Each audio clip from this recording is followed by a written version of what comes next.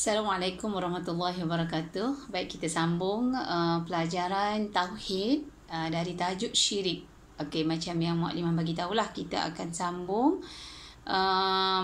contoh syirik melalui percakapan dan perbuatan. Jadi sebelum tu murid-murid, ingat lagi tak apa pengertian syirik? Oh, lupa. Okey, kita sama-sama baca doa ya. Okey. Bismillahirrahmanirrahim. Rabbi shrah li sadri wa yassir li amri wahlul 'uqdatam min lisani yafqahu qawli. Ar-Rahman 'allamal Qur'an khalaqal insan 'allamahul bayan asy-syamsu wal qamaru bihusban. Amin ya rabbal alamin. Mudah-mudahan Allah izinkan untuk kita memahami ilmunya dengan baik dan kita dapat ilmu yang kita pelajari ini dapat memberi manfaat untuk diri kita dan kita dapat memberi manfaat kepada orang lain, insya-Allah. Baik murid-murid yang dirahmati Allah Subhanahu Wa Taala, sebelum Mukadimah pergi kepada contoh syirik melalui perbuatan dan percakapan, mari kita ingat semula apa yang dimaksudkan dengan syirik. Syirik ialah meyakini adanya Tuhan selain daripada Allah atau meyakini adanya sesuatu kuasa lain yang menyaingi Allah. Itu kena faham betul-betul. Dan Mukadimah sangat yakin semua murid-murid Pintar 6 dah hafal maksudnya di sini ya. Dan seterusnya perkara yang kita dah pelajari juga pada minggu lepas, iaitu contoh syirik melalui niat. Contoh syirik melalui niat ini ialah meyakini dalam hati bahawa ada Tuhan selain daripada Allah, atau Allah itu mempunyai anak, atau meyakini dalam hati bahawa Allah itu ada ibu dan ayah. Jadi wa na'udzubillah, mudah-mudahan contoh-contoh syirik melalui niat ini tidak berlaku pada diri kita. Okey, jadi kita nak teruskan kepada syirik melalui percakapan hari ini ya murid-murid ni. Jadi Mukadimah harapkan dengan apa yang kita dah belajar yang lepas tu, murid-murid dah dapat kuasai dan dapat memahami. Dan sekiranya ada penjelasan yang kurang jelas, murid-murid juga boleh hubungi Mukadimah lah ya. Okey, jadi kita nak teruskan kepada syirik melalui percakapan hari ini. Okey, kalau rujuk dalam buku Tauhid Pintar 6 dalam muka surat 34 ini, yang dimaksudkan dengan syirik melalui percakapan iaitu mengatakan sesuatu yang boleh menyekutukan Allah, seperti mengatakan Allah itu berbilang-bilang. Okey, balik pada kefahaman seseorang itu. Sebab itu sebelum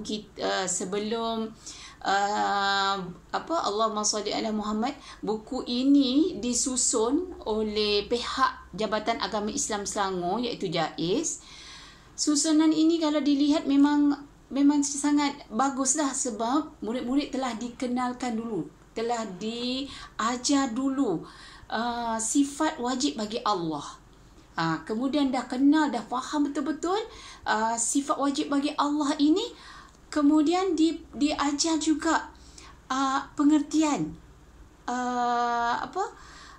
ciri-ciri rukun iman, perkara-perkara yang ada dalam rukun iman. Kerana apa? Kerana perkara ini yang utama yang semua murid-murid kena pelajari. Dan sekarang ni kita dah sampai ke darjah 6 ataupun Pintar 6 atau tahun 6. Maknanya murid-murid dah advance dah faham dah dulu macam apa maksud iman ni, kenapa kena beriman. Okey, murid-murid dah faham. Kemudian murid-murid dia ajar pula sifat yang wajib bagi Allah. Apa dia sifat yang wajib bagi Allah, apa dia sifat yang mustahil bagi Allah. Jadi kita semakin kenal Allah. Dan hari ini, apa yang Allah tak suka buat, apa yang menyebabkan Allah jauh dengan kita, apa yang menyebabkan hati kita tak tenang. Jadi hari ini kita belajar pula tentang syirik. Okey, jadi balik tadi pada pelajaran kita, syirik melalui percakapan. Okey, maknanya sesiapa sahaja di kalangan orang Islam yang mengaku dirinya beriman kepada Allah Subhanahu Wa Taala, maka bagi dia adalah berdosa mengatakan Allah itu berbilang-bilang. Kerana dalam sifat wajib bagi Allah, Muklimah memang sukalah sebut perkataan wahdaniah. Allah itu yang berbilang-bilang itu adalah sifat mustahil bagi Allah. Ta'addud kan? Wahdaniyah lawannya wahdaniyah yakni tunggal, lawannya ta'addud, berbilang-bilang. Okey, betul tak? Okey, betul insya-Allah. Mak yakin betul. Okey. Jadi maknanya Allah itu sifatnya tak berbilang-bilang. Jadi maknanya kalau seseorang itu yang dia kata dia tu Islam, yang dia kata dia beriman, kemudian dia kata Allah berbilang-bilang, Allah ada ramai, Allah ada banyak, maka syirik hukumnya, berdosa. Maka bila berdosa ni, dia bukan tingkat yang paling bawah, tapi tingkat antara contoh dosa yang paling tinggi. Yang pertama, kalau ikut yang macam Muklimah cakap minggu lepas lah, sebahagian ulama mengatakan, kalau tak silapnya Imam Al-Zahabi dalam bukunya meletakkan dosa syirik ni dia atas sekali daripada 76 jenis dosa besar. Jadi perkara ini bukan boleh dibuat main-main. Jadi maknanya kita tak bolehlah sesuka hati, sesenang hati ataupun mengatakan Allah itu berbilang-bilang, sebab kita dah faham bahawa Allah itu yakni tunggal. Okey? Jadi contoh melalui percakapan tu tadi, yang pertama dia mengatakan, seseorang itu bila mengatakan Allah itu berbilang-bilang. Selain daripada itu, contoh selain dari yang kedua iaitu mempersendakan hukum Allah, mempermainkan hukum Allah, memperolok-olokkan hukum Allah. Ini juga merupakan syirik melalui percakapan. Maksudnya apa? Mempersendakan, atau maksud lain memperolok-olokkan, mempermain-mainkan hukum Allah yang datang dari Al-Quran dan Sunnah yang sahih. Maknanya hukum Allah yang ada dinyatakan dalam Al-Quran ataupun Al-Sunnah ataupun Al-Hadis tadi. Allah kata, contoh contoh di sini Allah kata, bagi orang yang melakukan zina, bagi yang telah berkahwin, sabit kesalahan, maknanya memang dah ada saksi, ada 3 saksi yang menunjukkan dia salah, kemudian hukumnya adalah direjam. Bagi yang dah telah berkahwin, direjam sehingga mati. Tapi kita kata, kenapalah nak buat macam tu, tak baiklah, zalim lah hukum tu. Maknanya bila kita kata hukum itu zalim, ataupun kita kata kenapa nak buat macam tu, mana boleh, suruh je lah taubat. Contoh. Jadi maknanya kita tak mengikut dah apa hukumannya Allah yang suruh. Sedangkan Allah kata penzina yang memang sabit kesalahan dia wajib direjam. Itu bukan zalim, itu bukan hukum yang zalim, dan itu bukan hukuman yang diada-adakan, tapi ini adalah hukuman daripada Allah Subhanahu Wa Taala. Jadi bagi mereka yang mengatakan hukum Allah itu zalim, itu juga merupakan contoh syirik melalui percakapan. Sebab itu kita hati-hati dalam kita meletakkan hukum, ataupun kita Allahumma salli ala Muhammad memberikan contoh, kita kena rujuk. Ada tak perkara ini disebut dalam Al-Quran? Ada tak hukum orang yang mencuri pertama kali dipotong tangan? Dan jika sabit kesalahan, bukan maknanya bila seorang datang saksi, satu orang saksi datang kata dia ni mencuri terus potong tangan. Bukan.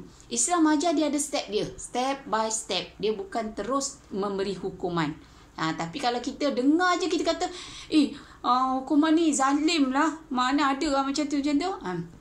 Maknanya sebab itu apa-apa kita kena rujuk balik dalam rujuk Al-Quran, Sunnah, ataupun kita boleh bertanya kepada guru-guru ataupun mereka-mereka yang ada pengetahuan tentang hukum-hukum ini. Jangan semudah-mudah kita mengatakan hukum tu zalim, hukum ni zalim. Minum arak kena sebat 40 kali, sabit kesalahan minum arak kena sebat 40 kali, kita kata zalim, matilah orang tu, kan? Tapi sebenarnya apa yang Allah telah perintahkan ni semua ada hikmahnya. Cuma sebab itu dalam mempelajari ilmu tauhid ni, kita kena belajar sampai kita faham dan belajar sampai habis. Jangan kita belajar sekadar dapat maklumat, lepas tu kita tak faham, kita ikut fahaman kita sendiri. Kita tak jelas, kita buat andaian sendiri. Itu kena hati-hati. Sebab ilmu tauhid ni, ilmu ketuhanan ni tak boleh dipermain-mainkan. Okey, murid-murid. Jadi, yang pertama tadi, Mak Limah ulang semula mengatakan Allah itu berbilang-bilang. Ini syirik melalui percakapan. Hati-hati. Jangan sampai kata Allah ada lebih daripada satu. Itu boleh pergi ke arah syirik. Yang kedua, mempersendakan hukum Allah. Yang jelas ada dalam Al-Quran dan As-Sunnah tu, kita nak main-mainkan. Itu juga kena hati-hati supaya kita tidak mengeluarkan perkataan-perkataan yang tak sepatutnya. Dan yang ketiga, contoh yang ketiga ialah mengatakan segala kebaikan dan kecelakaan itu adalah disebabkan manusia. Ini juga tidak sepatutnya kita tidak, Allahumma salli ala Muhammad, minta maaf, bukan disebabkan, ditentukan oleh manusia. Contoh kan, sekarang ni berlaku coronavirus kan, ataupun COVID-19 kan, berlaku ni. Kita kata ini ditentukan oleh manusia. Bukan. Sebenarnya kalau bukan Allah yang izinkan, perkara ini tak akan terjadi. Dan nak katanya Allah jadikan setiap sesuatu perkara itu mesti ada sebabnya. Sebab itu kita kena selalu positif, kena sangka baik dengan apa yang Allah takdirkan kepada kita. Dalam masa yang sama, bukan kita kata tak apalah, biarlah Allah dah jadikan, biarlah, kan kita tak ada usaha, kita tak ada pencegahan, kita tak menjaga keselamatan. Bukan. Sebenarnya bila sesuatu musibah berlaku kepada kita, maknanya kita kena lebih muhasabah diri. Dan begitu juga kebahagiaan. Ada orang kata, aku bahagia ni sebab memang sebab usaha aku. Contoh kan? Contoh orang, kita tengok orang yang kaya, orang kaya, orang pandai. Aku pandai ni sebab aku sebab usaha aku lah. Betul, usaha tu usaha. Tapi yang menentukan untuk kita ini berjaya, bahagia, kita ini kaya raya dan sebagainya, itu semua adalah ketentuan Allah. Sebab berapa ramai orang yang berusaha tapi belum diizinkan Allah untuk berjaya, dan berapa ramai orang yang tak berusaha tapi Allah bagi dia kejayaan, mungkin sebab redha. Jadi kalau nak cerita pasal redha, nak cerita pasal sabar ni, kita belajar dekat tasawuf lah kan. Cuma hari ni Mak Limah nak bagi tahu syirik melalui percakapan. Jadi kita kena hati-hati kan. Sekali lagi Mak Limah ulang balik. Syirik melalui percakapan ni ialah mengatakan sesuatu yang boleh menyekutukan Allah. Contohnya, mengatakan Allah itu berbilang-bilang. Yang kedua, mempersendakan hukum Allah. Yang ketiga ialah mengatakan bahawa kebahagiaan dan kecelakaan itu ditentukan oleh manusia. Jadi wa'na'udzubillah, mudah-mudahan contoh-contoh ini tak berlaku pada kita selama kita dihidupkan sehinggalah kita dimatikan. Bukan tak berlaku pada kita, bahkan tak berlaku kepada keturunan kita. Jadi kita terselamat daripada perbuatan syirik melalui percakapan. Dan yang terakhir murid-murid hari ini ialah syirik melalui perbuatan. Ini sangat bahaya. Sangat bahaya.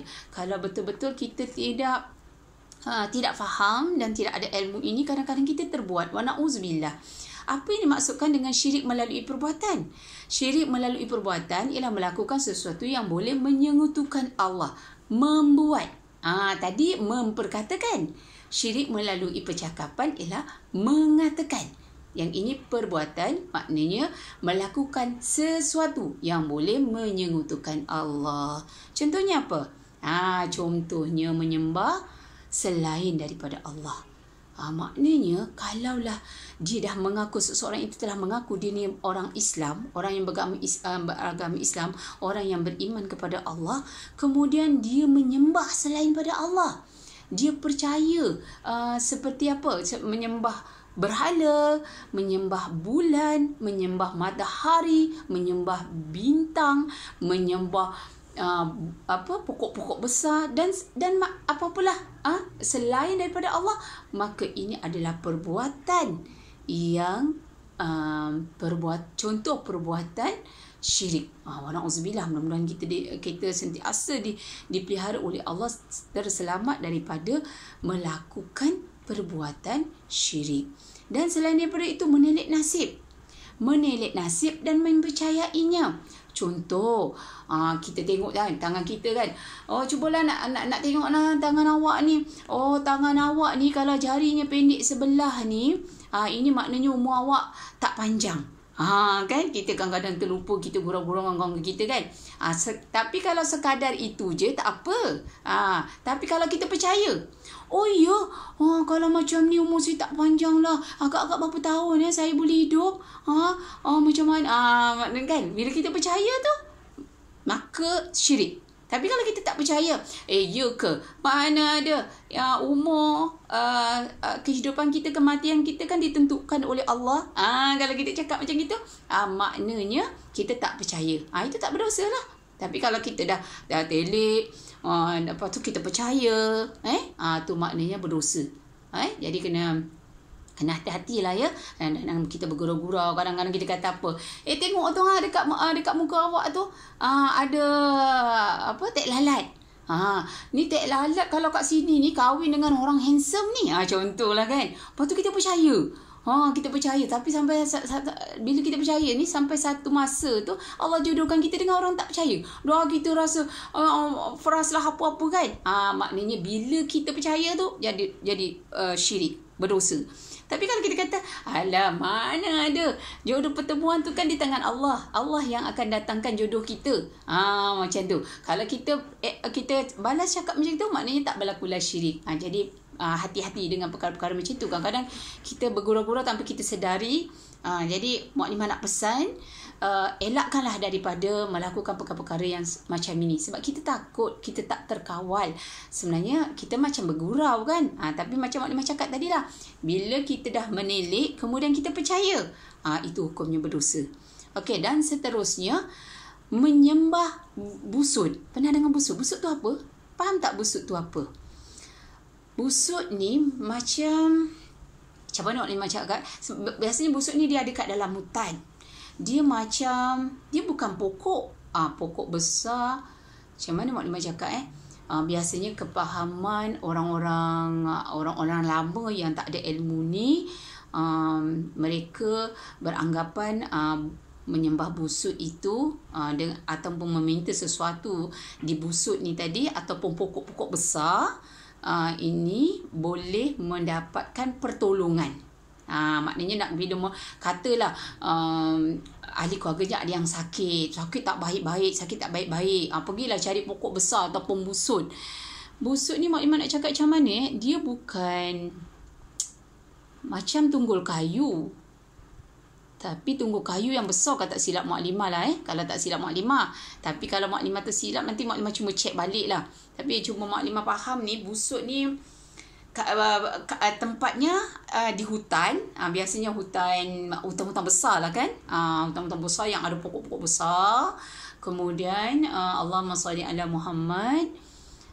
Mak Limah dah terbayang, tapi Mak Limah nak cerita tu macam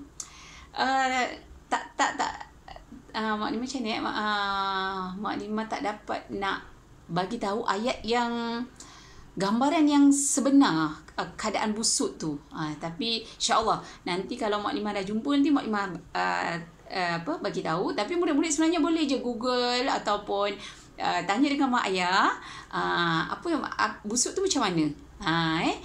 Okey, jadi maknanya itulah perkara-perkara yang contoh-contoh syirik melalui perbuatan. Jadi kita sama-sama doa supaya Allah sentiasa pelihara kita, jaga kita daripada melakukan perkara-perkara syirik, sama ada melalui niat, perbuatan maupun percakapan. Dan doa yang paling baik untuk kita amalkan ialah, murid pernah biasa tak dengar doa Rabbana la tuzigh qulubana ba'da idh hadaitana wa hab lana min ladunka rahmah innaka antal wahhab. Doa ini sangat baik kita sama-sama amalkan, kerana doa ini dapat memohon kepada Allah agar dijauhkan diri kita daripada perkara-perkara yang yang boleh mencacatkan dan merosakkan iman kita. Jadi murid-murid, untuk akhirnya Mukadimah nak pesan kepada semua, untuk diri Mukadimah dan kita semua, untuk menyelamatkan diri kita daripada melakukan perkara-perkara syirik, sama ada daripada niat ataupun perbuatan, percakapan. Amalkanlah doa yang Mukadimah baca tadi.